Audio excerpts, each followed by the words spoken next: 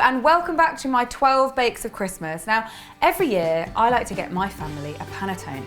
And if you don't know what that is, it is an Italian enriched bread, a bit like a brioche, and it's usually got fruit in and sometimes chocolate. And it's really traditional in Italy at this time of year. But by the time we get round to kind of panettone eating time, everyone is mega stuffed. And so I always end up with loads of leftover panettone.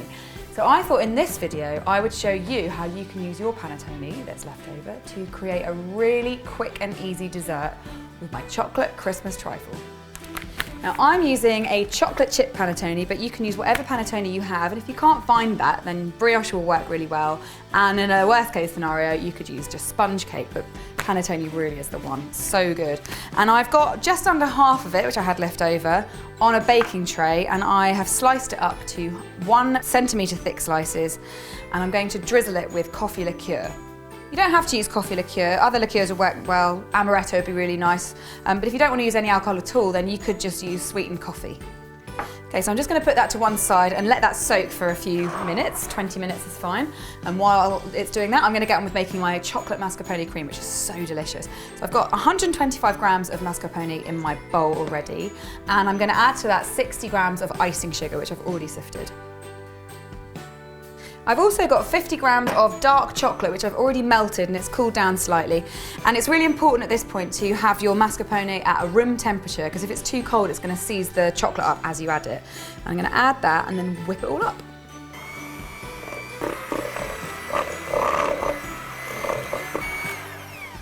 Now that that's all combined, it's time to whip up some cream, and I've got 125 grams of double cream in this glass, and I'm going to whisk that until it's soft peaks. So once it reaches soft peak, which is kind of like voluminous but still a bit runny, you can put it into your chocolate and mascarpone mixture and fold it in.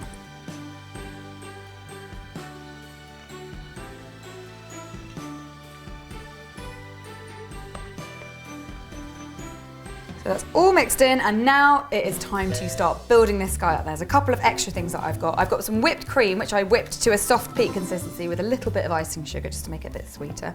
And I've also got some raspberry goo, which is like a loose raspberry jam, and if you'd like to know how to make that, then click on the link now.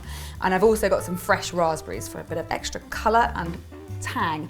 So I'm going to start by putting in the bottom of my 4 glasses a layer of panettone.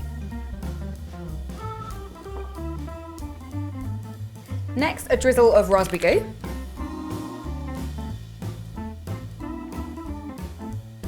Then a spoonful of that yummy mascarpone chocolate.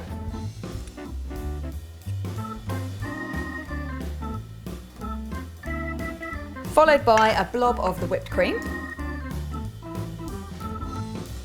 You'll notice that I'm using my spoon to level out each layer as I go.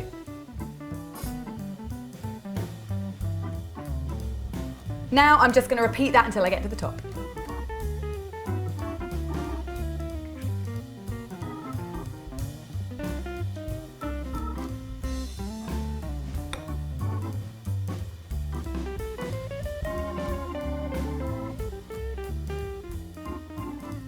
Now this is another great recipe to make in advance, because you could just rack these all up, put them in the fridge and then get them out when you need them.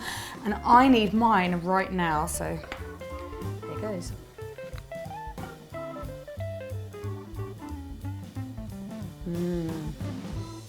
Ooh, that is tasty and decadent.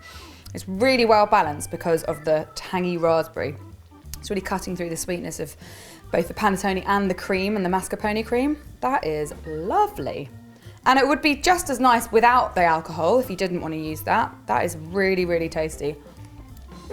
Perfect dessert for Christmas dinner. So have a go at making that. Let me know how you get on in the comments box below. And don't forget, I've got loads of Christmas recipes throughout December, so do subscribe to my channel so you don't miss any of them. And I'll be back in a couple of days with the next one. See you then.